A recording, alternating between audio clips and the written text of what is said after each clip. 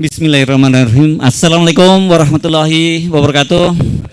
Apa kabar? Semoga selalu dalam keadaan sehat walafiat dan tetap semangat. Itu saya kira modal kita paling utama itu sekarang ya, sehat dan tetap semangat. Sehat saja tapi tidak semangat, nah, percuma juga. Semangat tapi nggak sehat juga nggak bisa apa-apa. Oke, kita kali ini kita akan melanjutkan seri dialog yang digelar oleh Koalisi Aksi Menyelamatkan Indonesia. Ini sebagai bagian dari kegiatan kita menyambut hari ulang tahun Koalisi Aksi Menyelamatkan Indonesia yang ketiga. Tidak terasa 3 tahun sudah, dan sepanjang perjalanan salah satu hasilnya yang paling kelihatan itulah adalah sudah ada beberapa anggota Koalisi Aksi Menyelamatkan Indonesia yang ada 4 orang yang sudah masuk tahanan dengan pasal yang sama ya, itu yang menarik. Tapi mudah-mudahan tidak bertambah, karena justru nanti insya Allah kita itu mestinya kalau di masa yang di era yang benar, demokrasi yang benar itu tidak perlu ada lagi kriminalisasi semacam itu gitu ya. Karena negara kita sekarang ini katanya reformasi, tapi bukannya jalan maju tapi jalan mundur, dan karena itulah kemudian sejumlah aktivis itu dari berbagai latar belakang, ada yang dari kalangan militer, Panglima TNI, ada mantan menteri, ada intelektual, wartawan, dan yang lain-lain itu juga ada tokoh-tokoh yang lain yang kemudian bergabung dalam Koalisi Aksi Menyelamatkan Indonesia, dan tidak terasa sudah 3 tahun ketiga. Dan ini banyak saya lihat hadir teman-teman dari Koalisi Aksi Menyelamatkan Indonesia lintas provinsi namanya ya, ya dari Bandung, dari Semarang, terus dari mana lagi yang di Jogja hadir semua ini, dan juga ada teman-teman dari mahasiswa. Ini mahasiswa dari beberapa kota ini saya lihat ya, ada yang dari Bandung ya, dari apa? Oh, Bandung juga, ada Bapak juga, ini tokoh Bandung juga, Jawa Barat. Ada dari Banten dan dari Tasik, terus ada yang selalu tidak pernah lepas hadir, selalu tidak pernah absen hadir, ibu-ibu juga. Ini dari mana ibu-ibu aspirasi ya? RM juga ada. Waduh, luar biasa. Wah, silakan, terima kasih, selamat datang. Dan kita akan melanjutkan sesi ini. Fokus kita memang sejak di dialog pertama ini berbicara tentang lingkungan ya, tentang lingkungan, dan kali ini kita akan bicara soal perebutan penguasaan sumber daya alam, pendanaan pilpres, konflik dan kerusakan lingkungan. Itu judul yang dipilih.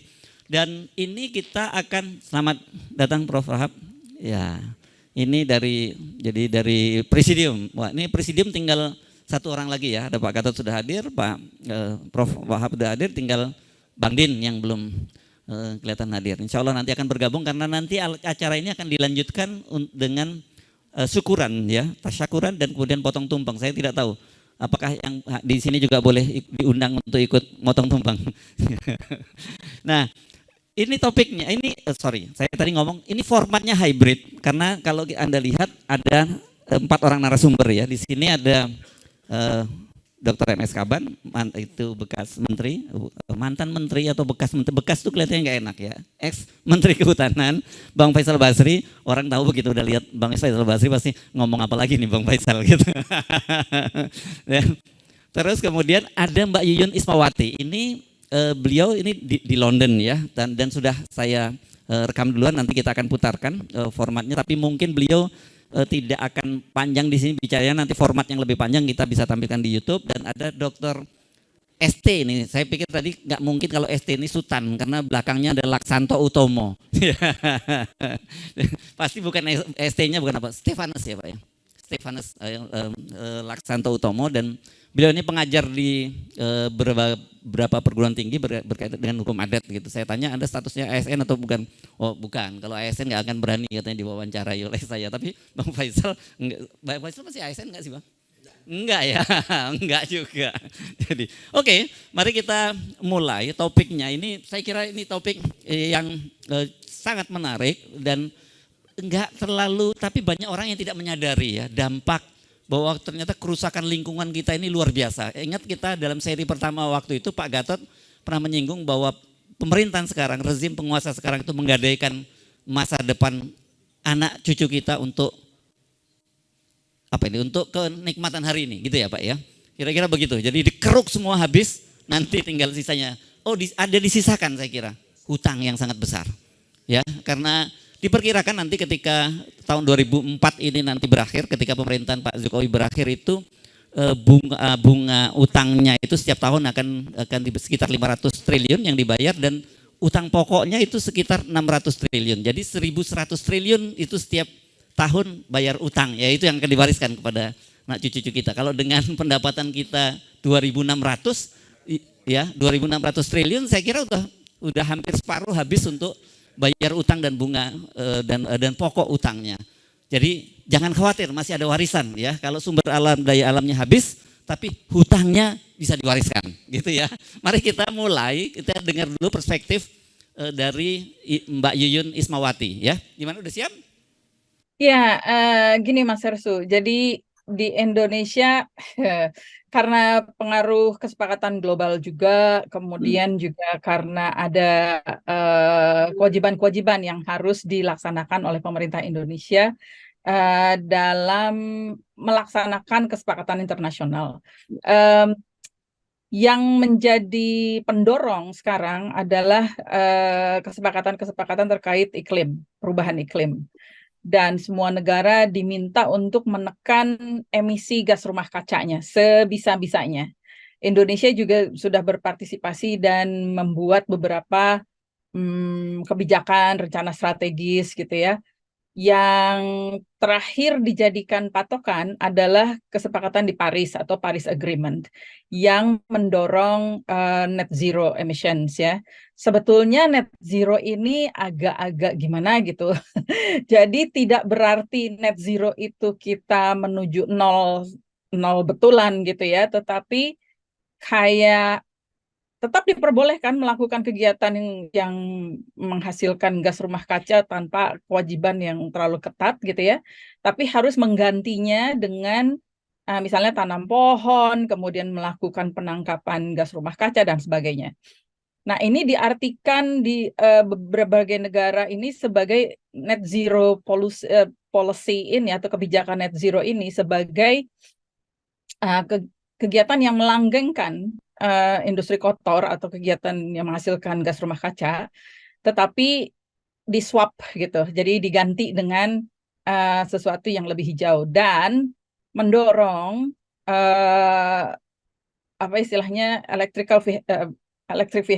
vehicles, Kendaraan listrik ya, kendaraan listrik ya. Jadi sebetulnya yang di COP26 di Glasgow tahun lalu, 2 tahun yang lalu juga mendorong penanganan gas metan dan elektrifikasi kendaraan ya. Nah, di Indonesia penanganan gas metan tidak terlalu diseriusi. Jadi sekarang mungkin Mas Hersu juga melihat ada banyak TPA atau tempat pembuangan sampah yang kebakaran karena El Nino gitu ya. Salah satunya adalah yang di Jawa Barat, yang di TPA Sarimukti. Ini sebetulnya terjadi di ada mungkin lebih dari 10 kota di Indonesia. Cuman karena Sarimukti berlokasi di Bandung lebih mudah dilihat dan dibantu oleh KLHK gitu ya. Tapi sebetulnya di Tegal, kemudian di Pekanbaru, kemudian di Sulawesi, di Palu ya, itu juga kebakaran semua gitu. Jadi kebijakan dan komitmen pemerintah Indonesia di COP 26 iklim untuk menangani gas metan ini tidak terlihat sama sekali. Kemudian arahnya adalah, kita harus perbaiki penanganan sampah dengan cara memanfaatkan sampah plastik menjadi RDF atau bahan bakar jumputan. Ini jaka sembung sebetulnya, karena yang harus dilakukan adalah TPA-TPA Indonesia diperbaiki supaya tidak rawan kebakaran ya. Tapi duitnya sekarang diarahkan untuk membuat RDF yang sebetulnya juga tidak jelas nanti yang mau belinya siapa gitu ya. Racunnya berbeda lagi gitu. Jadi ini menyelesaikan masalah dengan membuat masalah baru. Hal yang sama juga saya lihat sekarang trennya dengan penambangan nikel. Indonesia ini punya sumber daya nikel terbesar di dunia ya. Hampir 50% cadangan nikel ada di Indonesia. Mimpinya adalah memanfaatkan nikel ini untuk mendukung industri baterai untuk mobil listrik, kendaraan listrik. Hmm, hmm. Insentifnya macam-macam, mulai dari insentif finansial, investasi segala macam, pajaknya bebas dan sebagainya gitu ya. Nggak usah bayar pajak 20 tahun, 100% bebas gitu ya. Hmm. Boleh, silahkan gitu ya. Tenaga kerja campuran. Amdalnya, oh gampang sekarang, tidak perlu rumit lagi karena Ya, sudah ada Undang-Undang Cipta Kerja. betul. Semua dipermudah pokoknya ya. Hmm. Kemudian produknya jadi apa? Oh, ini kita akan menyasar Tesla dan sebagainya dan sebagainya. Hmm. Banyak cita-citanya, banyak strateginya, tetapi kenyataannya, saya lagi mempelajari ini soalnya. Hmm. Saya browsing, baca paper macam-macam. Hmm. Yang dikasih insentif sekarang adalah kendaraan bermotor roda 2, ya, yang dikasih subsidi, dikasih pajak keringanan dan sebagainya. Hmm. Tapi setelah saya baca-baca lagi, baterai yang digunakan di kendaraan bermotor dua roda ini, Hmm. sebetulnya bukan nikel. Apa itu? Jadi kemana sebetulnya nikel yang diproduksi di Indonesia? Hmm. Masuknya ke stainless steel, Hmm. bukan ke baterai. Ya, jadi ini gonjang-ganjing antara mimpi menjadi supplier baterai kendaraan bermotor di seluruh dunia, tetapi realita sebetulnya berbeda, ya, dan salah arah semuanya gitu. Jadi kita sekarang semua ini lagi dibanjiri dengan narasi-narasi bahwa industri nikel Indonesia maju untuk kendaraan bermotor dunia. Tetapi kenyataannya sebetulnya untuk stainless steel, Mas. Jadi bukan untuk baterai, ya. Apa bedanya kemudian dan dampaknya apa terhadap lingkungan itu ketika saat penggunaannya berbeda gitu? Ya, kalau untuk memproduksi kayak sekarang yang berlangsung di Morowali misalnya gitu ya. Ya. Hmm. Untuk memproduksi atau memproses nikel, Hmm. smelternya di Indonesia itu ada sekitar 30-an sekarang. Ya. Dan teknologinya ada yang piro, ada yang hydro, metalurgi istilahnya. Jadi ada yang dengan api atau panas dan ada yang dengan air gitu ya. Semua proses ini akan membutuhkan power atau energi.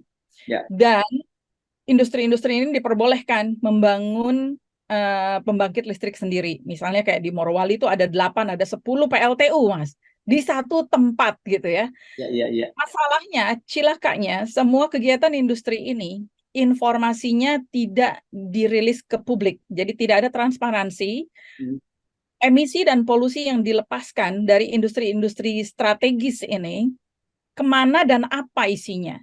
Sehingga masyarakat yang tinggal di sekitar situ, pekerja yang tinggal di sekitar situ, tercemar, menghirup udara kotor, dan tidak ada informasi, tidak ada penanganan kesehatan khusus. Jadi kalau insentif finansial diberikan kepada industri polluters terutama gitu ya, yang industri critical minerals ini, seharusnya alokasi finansial atau budget juga dialokasikan untuk sektor lingkungan dan kesehatan, karena ini akan menjebol BPJS.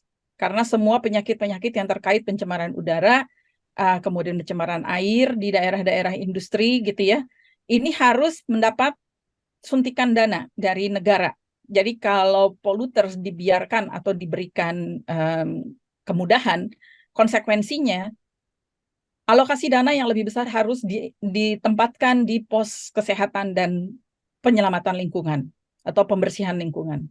Karena apa? Yang akan diracuni bukan hanya pekerja dan orang dewasa, tetapi juga anak-anak yang tinggal di sekitar situ.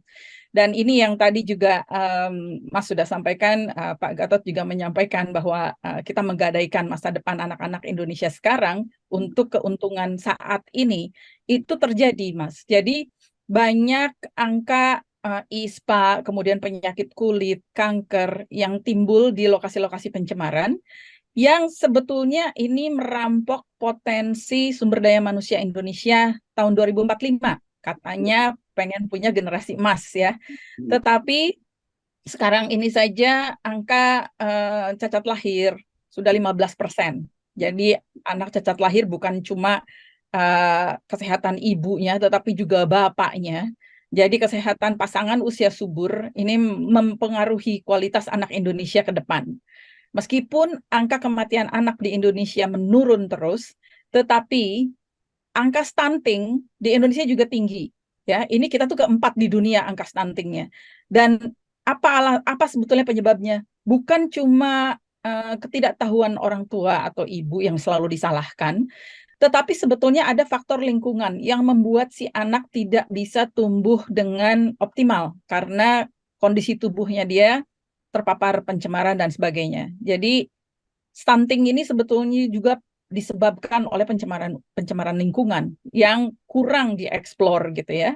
Tapi kalau lihat studi-studi paper-paper macam-macam, ini juga faktor stunting adalah faktor lingkungan. Kemudian anak-anak Indonesia juga punya penyakit baru sekarang. Jadi penyakit tidak menular seperti diabetes, kemudian penyakit-penyakit tidak menular lainnya, leukemia juga meningkat ya di anak-anak. Karena apa? Karena kita semua menggunakan produk, kemudian ada pencemaran yang tidak ditangani sumbernya, sehingga anak-anak ini lahir, kalau mengutip istilahnya UN Special Rapporteur untuk Toxic dan Human Rights, Baskut Tuncak beberapa tahun yang lalu, dia menyebutkan dalam laporannya, anak-anak kita sekarang ini born pre-polluted. Jadi anak-anak kita sekarang ini terlahir sudah tercemar di dalam janin karena orang tuanya tercemar. Nah, ini banyak sekali studi yang menunjukkan bahwa pencemaran sudah masuk ke dalam janin, masuk ke dalam otak, masuk ke dalam sirkulasi tubuh si bayi gitu ya, termasuk misalnya yang baru-baru ini mikroplastik gitu ya, yang terbaru banget gitu. Nah, pencemaran mikroplastik ini juga bukan hanya ukurannya saja, tetapi ada kimia-kimia di dalam plastik yang mempengaruhi tumbuh kembang anak dan kesehatan manusia secara umum. Oke. Ini larinya nanti ke fertilitas, Mas. Jadi ada ancaman kesehatan reproduksi dari pencemaran lingkungan yang akan mempengaruhi kualitas Indonesia generasi Mas. Sering banget ini ya. Jadi kan selama ini kita seolah-olah dicekoki bahwa ini program hilirisasi sukses. Kemudian kita disodorkan data-data bahwa wah ekspor kita bisa menghasilkan devisa yang begitu besar sampai ratusan juta US dollar misalnya disebutkan begitu ya. Mbak, padahal kalau saya simak penjelasan Anda tadi, itu sekarang itu yang mengerikan ini bukan hanya merusak lingkungan gitu ya, tetapi juga merusak kualitas manusia Indonesia gitu ya. Jadi kalau kita mimpi bilang bonus demografi, yang terjadi juga bukan bonus tapi beban demografi gitu. Betul, betul. Jadi bukan untung tapi kita jadi buntung Mas sebetulnya, terutama BPJS ya yang akan dijebol besar-besaran karena penggunaan dana untuk pengobatan ini akan meningkat terus, dan ada transisi epidemiologi sekarang ini dari penyakit menular ke penyakit tidak menular. Hampir 70% dana yang digunakan di dalam BPJS ini adalah untuk menangani penyakit-penyakit tidak menular, dan ini faktornya adalah faktor lingkungan. Jadi kasihan Menteri Kesehatan sebetulnya tempat cuci piring. Menteri Lingkungan Hidup juga tempat cuci piring, tapi juga ikut berkontribusi untuk memuluskan pencemaran-pencemaran ini. Salah satu contohnya lagi adalah selain Undang-Undang Cipta Kerja, ada juga peraturan pemerintah yang dikeluarkan untuk mengkategorikan 9 jenis limbah berbahaya beracun menjadi tidak beracun, sehingga bisa ditempatkan di mana saja. Dan ini, yang 9 ini sebagian besar adalah dari industri strategis, nikel, PLTU, ya. Yang sekarang mungkin sering Mas dengar juga PLN menyumbangkan bata dari faba untuk masyarakat miskin misalnya, atau untuk gereja misalnya gitu ya. Jadi banyak sekali sebetulnya yang salah kaprah, salah sasaran, dan yang terakhir tidak ada transparansi informasi pencemaran. Seperti misalnya di Jakarta sekarang, kita pusing semuanya. Mas batuk-batuk nggak? Kena ISPA nggak? Nah itu kita nggak tahu sumber pencemarannya dari mana karena tidak pernah dibuka kepada publik. Yang disalahkan adalah yang punya kendaraan bermotor sehingga jualan motor listrik. Kalau yang kita simak tadi aja ya Bang, itu ngeri kan ya. Jadi Abang bicara soal ada angka-angkanya saja. Nggak tahunya manusia hancur dan selalu kita bicara soal Indonesia emas tahun 2045. Itu mimpi di siang bolong, itu nggak akan terwujud itu Indonesia emas itu. Karena generasi yang akan datang itu kualitasnya insya Allah akan lebih buruk dari kita karena mereka sudah sudah polluted sejak masih dalam kandungan. Coba bayangkan ngerinya, itu ngeri sekali apa yang terjadi dengan Indonesia hari ini. Mari kita mulai diskusi kita dari tadi, jadi saya formatnya hybrid, ada yang di lewat Zoom tadi, dan kemudian sekarang bersama kita ada Pak MS Kaban, Bang MS Kaban, ini Menteri Kehutanan tahun 2004-2009, Bang Faisal Basri, dan juga Pak Stefan Sutan lagi Laksanto. Mari, tadi udah bisik-bisik sama Bang Kaban, siapa yang mau bicara duluan, dia langsung nunjuk ke Bang Faisal Basri, dan saya setuju. Silakan Bang Faisal, karena nyambung tadi, teruskan dengan yang tadi disampaikan oleh Mbak Yuyun tadi. Baiklah, Assalamualaikum warahmatullahi wabarakatuh. Ini banyak senior nih, Pak GN, Pak Batiar, dan semualah yang hadir yang saya tidak bisa sebutkan satu persatu. Saya juga tidak tahu mengapa pemberitaannya tidak banyak atau tidak diangkat. Akhir dari semua yang Mbak Yuyun katakan tadi, angka harapan hidup orang Indonesia turun. 67 tahun sekarang, kita udah pernah mencapai 70. Ya, turun 67, berapa, itu lebih rendah dari Timor Leste. Teman-teman masih ingat dulu waktu Timor Leste itu dia tergolong paling miskin tuh, NTT, NTB, Timur waktu itu. Nah itu paling miskin, sekarang dia bisa catch up kita gitu. Jadi kalau mau panjang umur, pindah Timor Leste gitu. Satu itu, kalau kita dengar Mbak Yuyun kita udah nggak bisa bercakap-cakap lagi gitu ya. Gimana gitu ya. Nah, dan kalau ingin saya tambahkan, China komitmennya terhadap emisi itu kencang banget karena dia udah rasakan betapa ongkosnya mahal. Jadi mereka tidak lagi membolehkan membangkit listrik batu bara. Oleh karena itulah smelter itu peningkatan produksinya tidak terjadi di China lagi karena tidak boleh sama pemerintah China, harus pakai yang lain gitu. Nah, solusinya Indonesia menyediakan, udah kalau nggak mau di China karena nggak boleh, ke Indonesia saja. Jadi limpahan kegiatan-kegiatan kotor tuh masuk ke Indonesia. China-nya bersih gitu, yang sebetulnya itu melanggar prinsip dasar COPS juga ya, karena ini kan tidak boleh saya bersih tapi lainnya kotornya dipindahkan ke yang lain. Nah persoalannya adalah di Indonesia ini hampir seluruh sumber daya alam dikuasai oleh segelintir kekuatan. Jadi pembangkit listrik yang sudah ada itu kontraknya ke PLN 30 tahun. Untungnya 30 tahun udah dijamin, ngapain saya repot-repot lagi. Dan mereka ada di dalam kekuasaan, yang saya ingat saja nih ya, di dalam kekuasaan itu Luhut Panjaitan, Muldoko, Erick Thohir, Sandiaga Uno, Erlangga Hartarto, Hatta Rajasa, semua ada gitu. Jadi ada di legislatif, ada di eksekutif, ada di mana-mana, di pemerintah daerah segala macam. Saya kebetulan sedang menulis kata pengantar untuk buku tentang ini, dibikin skema-skemanya itu hampir semua ada. Hampir semua partai ada, non partai juga ada ya. Contohnya ISAM itu ya.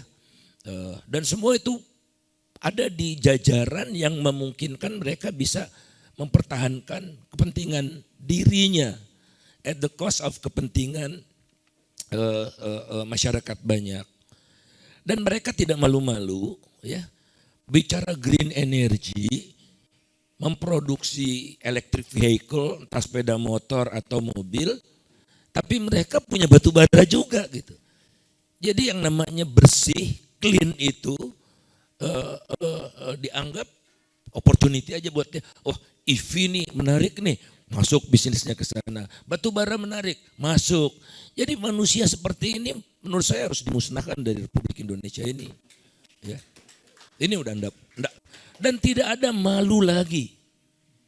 Ya, tidak ada malu lagi. Kita lihat Singapura. Singapura itu tidak dipromot yang namanya kendaraan listrik, padahal dia kaya kan. Tapi Luhut Panjaitan bilang harus dipercepat ini gara-gara polusi udara ini. That's not the solution. Ya, negara kaya itu aja sadar. Yang harus mereka lakukan itu infrastrukturnya dulu dibenahin. Jadi listriknya di Singapura nggak ada dari batu bara, mereka pindah ke gas, nggak langsung ke solar sedang disiapkan ya, tapi ke gas. Ini apa-apa belum punya langsung EV gitu ya. PLN-nya 90% pakai batu bara. That's not the way untuk membersihkan dunia. Akar masalahnya infrastrukturnya dulu dibuat. Ya. Itu akan jauh mempercepat. Lebih mudah lagi sebetulnya. Pembangkit listrik tenaga batu bara yang belum dibangun, ya batalkan. Mumpung belum dibangun. Batalkan. Ada Tanjung Jati A, Tanjung Jati B ya di Cirebon. Ada Java 9, Java 10 di Banten. Itu Prayogo Pangestu itu. Java Tanjung Jati, saya mungkin Bakri ya, tapi saya lupa lah. Dan kita berjuang gitu. Sendiri yang berjuang kayak gini nih makin sepi. Alhamdulillah dibatalkan oleh PT UN. Batalkan oleh PT UN, mereka banding ya. Terus hakimnya bilang begini ke saya, kayak dialog gitu ya dengan Pak Hakimnya. Jangan gembira dulu walaupun kasus ini menang, dia bilang. Karena udah inkrah pun pemerintahnya masa bodoh gitu loh. Terus bayangkan Bapak Hakimnya ya mengatakan seperti itu. Jadi ya berjuang harus terus menurut saya karena terlalu dalam. Kepentingan kelompok vested interest ini terlalu besar lah gitu. Jadi semua opportunity bagi dia. Ya, opportunity banget gitu. Dan tidak ada rasa malu lagi itu tadi. Tidak ada rasa malu. Nah, karena nanti dihitung net zero emissionnya itu enggak nol electric vehicle kita. Nah tadi Mbak Yuyun katakan kan tadi bahwa kendaraan listrik di Indonesia itu enggak pakai nikel, fosfat, ion fosfat apa gitu, 73%. Jadi dikasih keringanan pajak segala macam itu karena ujungnya kan baterai. Baterainya enggak ada yang dibangun. Nah batuan itu, yang di atasnya itu yang tadi Mbak Yuyun katakan, yang di atasnya yang gampang dikeruk itu kadarnya rendah. Nah itu tidak dikeruk tuh selama ini. Jadi ambil yang di bawahnya, itulah yang untuk paling besar, itu untuk stainless steel dan kawan-kawan itu. Nah sekarang pakai teknologi hidro itu, yang di atas itu dimanfaatkan untuk baterai itu. Itu yang menimbulkan kerusakan di Halmahera ya, Pulau Obi, Halmahera yang indah, tidak jauh dari Banda, tempat Bung Hatta dulu Bung Karno ya, Bung Hatta diasingkan di sana, tak terperikan lah kerusakan lingkungannya. Nah kemudian teman-teman sekalian, batu bara ini prinsipnya ya ada 3 sebetulnya pengelolaan sumber daya alam ini. Pertama, untuk yang tak terbarukan ya, Mbak Yuyun katakan udah tadi juga, untuk yang tidak terbarukan itu semakin banyak kita keruk sekarang, semakin sedikit yang tersisa buat generasi yang akan datang. Jadi kita sebetulnya merampok hak generasi yang akan datang. Kedua adalah untuk yang non renewable, yang yang kotor, yang namanya dirty energy versus clean energy itu harus dipajaki lebih banyak gitu. Harus dipajaki lebih banyak dan dananya untuk membiayai clean energy. Kalau sekarang pemerintah Indonesia itu ngemis, internasional tolong dong bantu saya. Kan sama internasionalnya diketawain. Kamu punya banyak dirty energy. Sebagai gambaran saja Bapak Ibu sekalian betapa menggiurnya pertambangan batubara ini. Batubara itu dan keluarganya ada lignit segala macam itu. Tahun lalu ekspornya itu pendapatan dari ekspornya 1.000 triliun. 1.000 triliun. Makanya mereka tuh punya duit semua nih, capres-capres ini. Di belakangnya batubara semua. 1.000 triliun. Kenaikan harganya 5,6 kali lipat. Dari 60-an ke 345. Nggak pernah terjadi kenaikan sepanjang sejarah seperti itu. Nah,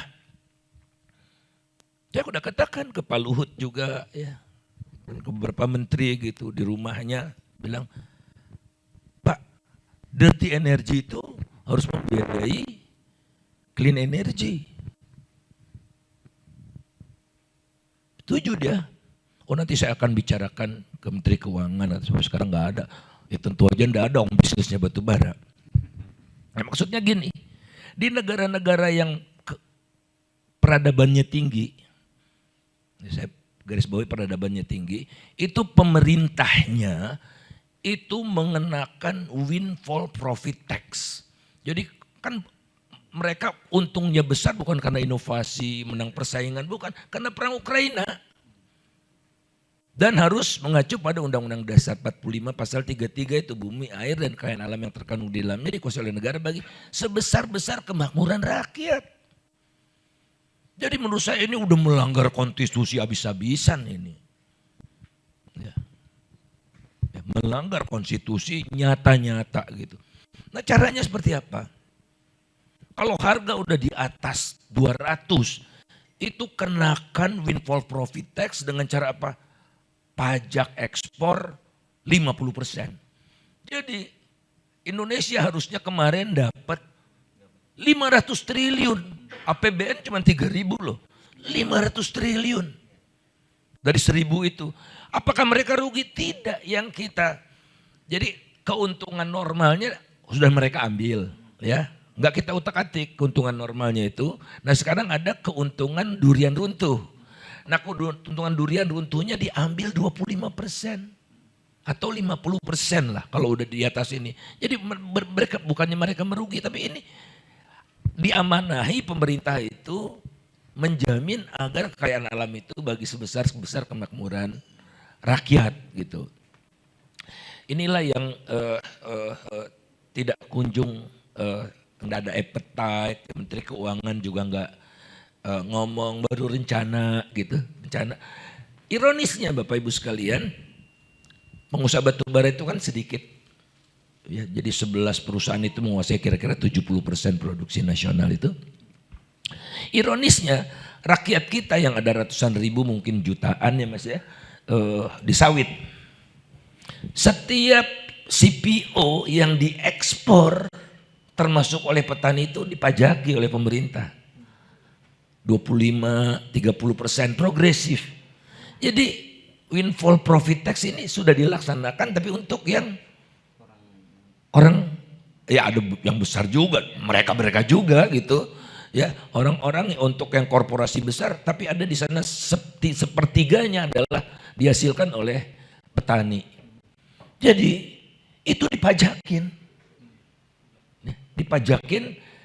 ekspornya. Ditambah ada lagi pajak baru atau bea baru namanya bea sawit.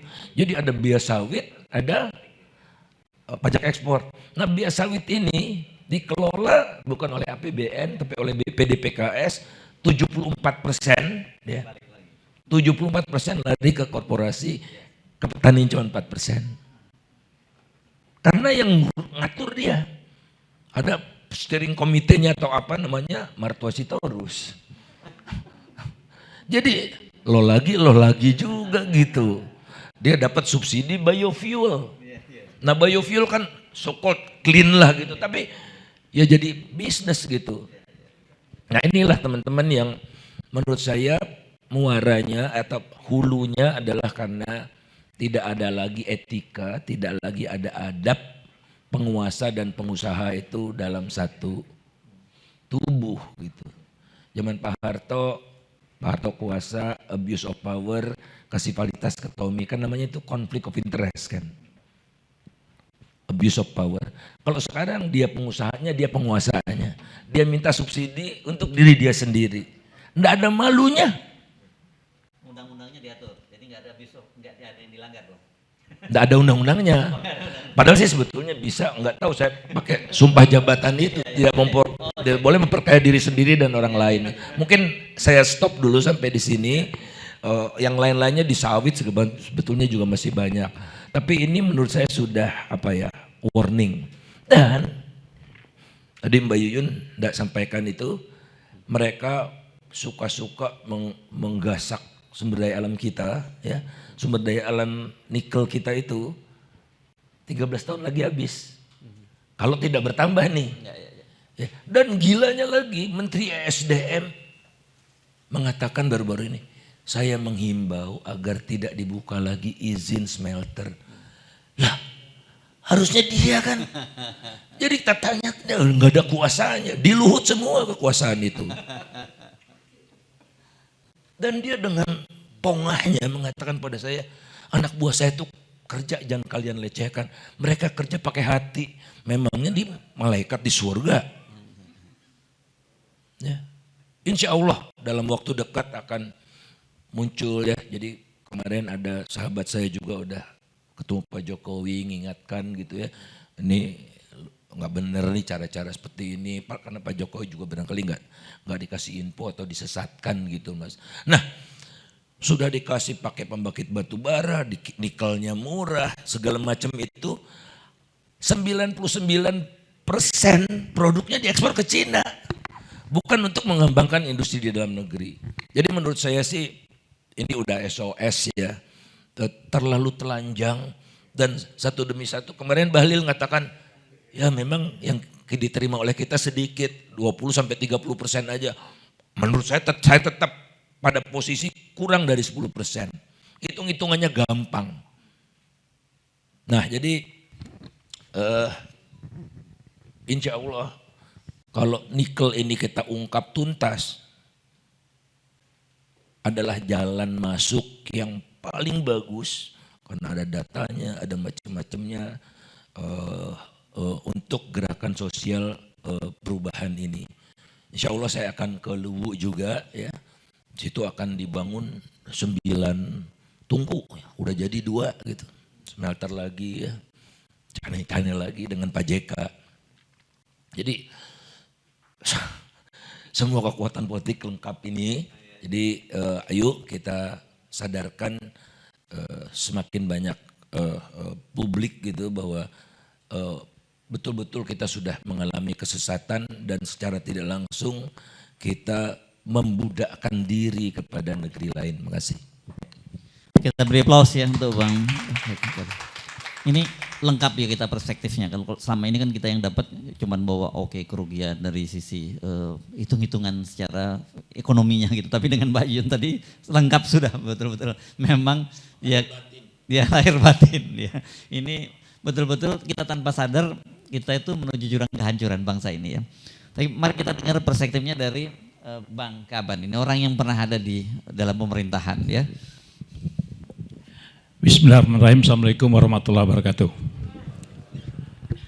Saudara-saudara sekalian, menarik tema diskusi kita hari ini karena ini menyangkut persoalan masa depan, ya. Menyangkut persoalan kemakmuran di masa yang akan datang untuk generasi-generasi yang akan datang. Tapi persoalan yang paling mendasar menurut saya kenapa semua ini terjadi itu berawal dari kerusakan cara berpikir. Jadi cara berpikirnya memang sudah rusak. Kalau kita sebagai bangsa, ya, Kalau kita sebagai bangsa, cara berpikir kita itu adalah apa yang diperintahkan oleh konstitusi. Itu harus menjadi satu guidance yang absolutely tidak bisa dilanggar. Tapi persoalannya adalah cara berpikirnya itu lepas. Cara berpikirnya hanya dari aspek-aspek tertentu saja. Persoalan lingkungan itu adalah persoalan pencemaran. Berawal dari keinginan semua orang untuk maju berdasarkan hasil-hasil teknologi industri. Objeknya adalah alam. Objeknya adalah natural resources. Pelakunya adalah manusia. Ya. Jadi pelakunya adalah manusia itu sendiri.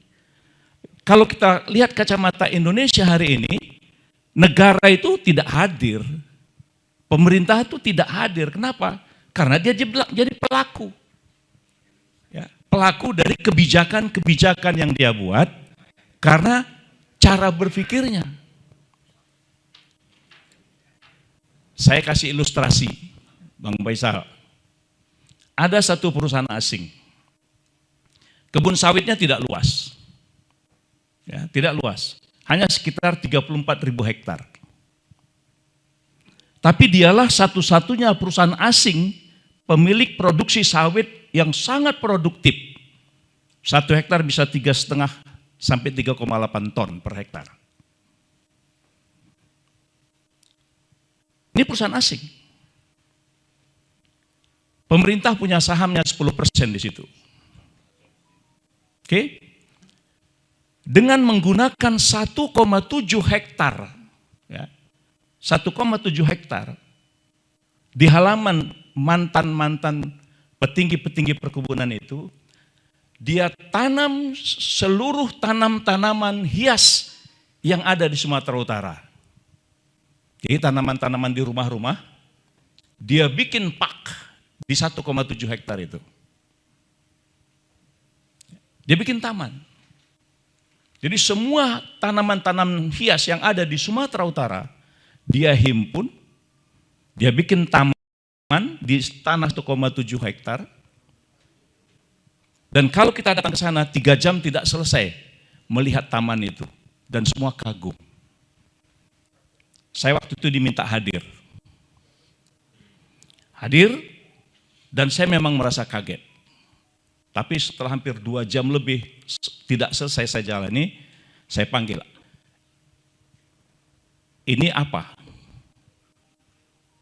Nah, ternyata apa yang dia lakukan tadi itu, dia expose di dunia internasional, dia menyelamatkan lingkungan. Coba. Hanya dengan 30.000 hektar dia tanam di beberapa tempat, sawit loh. Karena sawit kita itu kan dianggap merusak.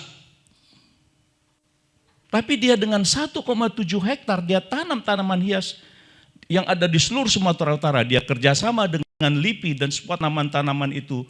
Dia buat khasiat-khasiat dan manfaat-manfaatnya. Lalu dia ekspos ke dunia internasional. Dia adalah kebun sawit yang berwawasan lingkungan. Ini kan cara berpikir. Kan cara berpikir. Nah, terus saya tanya, berapa kalian dapat dari sini? Dia hanya mengeluarkan uang tidak sampai 2 miliar, tapi setiap ton CPO yang dia dapat $50.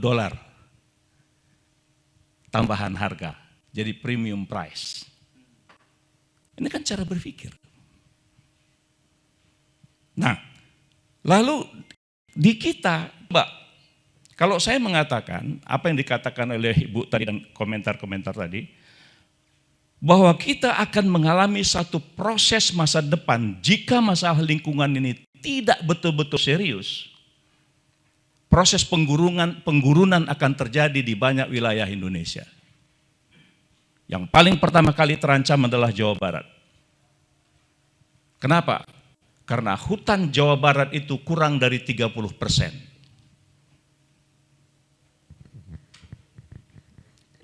Dari 30% itu tutupan hutannya itu hanya mencapai 78%. Artinya apa? Begitu hujan 15 menit, 20 menit, pasti terjadi erosi, pasti terjadi banjir yang sangat luar biasa. Ini sudah saya ingatkan beberapa belas tahun yang lalu, tapi tidak ada yang mau mendengar. Jawa Barat. Begitu juga Kalimantan Tengah. Kalimantan Tengah itu adalah pulau-pulau pasir. Jadi proses pemanfaatan sumber daya alamnya jika tidak memperhatikan ekosistemnya, suatu saat itu akan jadi gurun. Nah ini kan ngeri kalau cerita itu. Nah akibat gas rumah kaca yang sudah diakui dunia hari ini, stoknya di atmosfer, kenapa terjadi kekhawatiran naik temperatur suhu bumi? Kan diminta, dunia harus mampu menahan. Ya.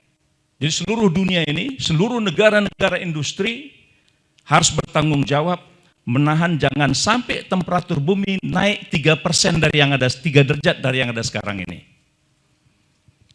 Jika ini tidak bisa dibendung, maka bumi ini akan panas terus-menerus. Nah, begitu juga masuk tentang pengotoran udara, pencemaran udara. Betul, bahwasanya sekarang ini batu bara jadi tersangka kan gitu. Padahal semua hampir industri itu banyak menggunakan batu bara. Mana ada industri-industri yang membuat listrik itu pakai energi matahari. Orang untuk 1 kilowatt listrik matahari itu membutuhkan lahan 1 hektar. Jadi kalau mau membutuhkan 3.000 megawatt, dia harus siapkan 3.000 hektar. Di mana hari ini? Bisa itu. Ini cara berpikir. Ya, cara berpikir. Nah, kita sudah tahu, dunia sudah tahu, atau sedikit saya tambahkan informasi. Indonesia tahun 2014 itu belum terkategori negara emiten, negara pencemar udara, pencemar lingkungan. Tapi hari ini Indonesia sudah masuk negara yang terkena beban, negara yang termasuk melakukan pencemaran itu. Maka jangan heran heboh yang kemarin itu. Kenapa? Karena tidak ada remnya. Pemerintah tidak hadir, negara tidak hadir. Penyatuan LHK, Kementerian Lingkungan Hidup dengan Kementerian Kehutanan itu juga faktor pemicu. Kenapa? Karena dua institusi ini isi undang-undangnya bertentangan satu dengan yang lain. Jadi akan terus kita akan mengalami degradasi itu. Secara internasional udah tahu kok hari ini pasokan gas rumah kaca akibat itu ada 50.000 billion ton. Maka jangan heran 2, 3, 4 tahun yang akan datang puncak Kartens itu saljunya akan cair. Kita dulu bangga Kartens. Ya kan? Tapi lihat sekarang pelan-pelan, begitu dia cair, apa dampak lingkungannya nanti terhadap kehidupan di bawahnya? Karena apa? Karena persoalan tidak selalu memecahkan masalah, tapi yang ada adalah menambah masalah. Saya bilang di kita negara tidak hadir, pemerintah tidak hadir, karena tidak mengikuti amanat konstitusi. Tidak mengikuti amanat konstitusi.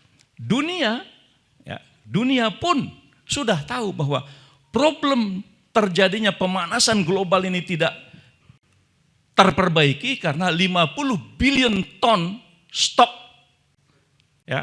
akibat rumah kaca yang di atas itu tidak berkurang. Dia semakin panas. Nah, nanti akibatnya kutub-kutub akan mencair, ada daerah laut yang naik, dan kemudian beberapa pulau-pulau akan tenggelam. Saya yakin di Indonesia, kalau ini tidak dicegah, saya yakin di Indonesia, buat 1000 pulau ada yang akan istilahnya tenggelam. Nah ini akibat lingkungan. Tapi semua ini berawal dari cara berpikir tadi. Nah saya kasih contoh tadi yang sederhana, perusahaan asing tadi itu hanya dengan 1,7 hektar dia invest 2 miliar, tapi selama sawitnya panen dia dapat insentif $50 per ton. Nah, sementara kita terus menerus, ya, berapa luas areal lahan gambut. Seingat saya dulu, areal gambut tahun 1984-86 boleh ditanami sawit, itu rekomendasi Bank Dunia. Boleh cek ke Bank Dunia. Karena saya waktu itu riset di Riau. Jadi pada tahun 84 boleh menggunakan lahan gambut. Maka Riau itu mayoritas areal sawitnya adalah gambut. Tapi beberapa tahun kemudian dikecam habis. Lalu pemerintah mencoba untuk membuat Badan Pengelolaan Gambut Nasional dengan mengharapkan bantuan internasional. Until now bantuannya never. Indah ado.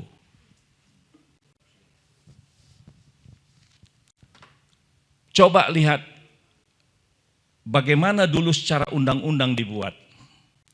Ada kawasan namanya National Park, Taman Nasional. Ada protection forest. Itu dibuat dalam rangka untuk menjaga.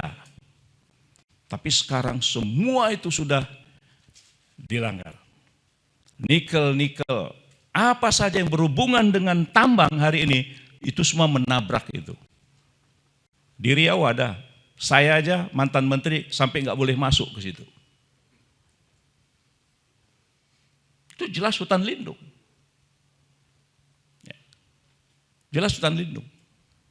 Ditebang habis. Tidak ada proses apa-apa. Jadi kalau kemarin dikatakan 3 juta hektar diputihkan, saya bilang model-model seperti itu lebih dari 7 juta hektar. Termasuk hutan-hutan lindung. Nah, kita harus tahu hutan lindung ini salah satu fungsinya adalah dia reservoir air. Jadi kalau hutan lindungnya dibabat, pasti akan terjadi krisis air bersih. Nah, sementara hasil-hasil industri kita itu belum ada kebijakan zero impact externality negatif. Belum. Semua yang namanya sungai-sungai besar itu milik umum, maka siapapun boleh buang di situ. Kan cara berpikir nih. Nah, kalau kita kembalikan ke persoalan kerugian negara, ya saya setuju dengan dikatakan Pak Jenderal, ini adalah beban bangsa, beban generasi yang akan datang. Bayangkan 1 hektar kawasan hutan yang dimasuki tanpa izin, ya itu minimal ya kalau dia hutan sudah second, hutan yang daur yang kedua, paling tidak 45-50 meter kubik per hektar. Kalau itu terjadi pelanggaran, dendanya 15 kali lipat. Nah kalau 7 juta hektar, berapa kerugian negara? Saya takut kalkulatornya nggak sanggup ngitung. Nah jadi kalau Bang Faisal selalu mengutak-atik angka-angka hitung-hitungan ekonomi, betapa mubazirnya, betapa banyak kita melakukan proses pembangunan yang mengabaikan aspek lingkungan ini, tapi membuat penderitaan jangka panjang. Barangkali itu saja dulu dari saya. Terima kasih. Assalamualaikum warahmatullahi wabarakatuh. Terima kasih kita.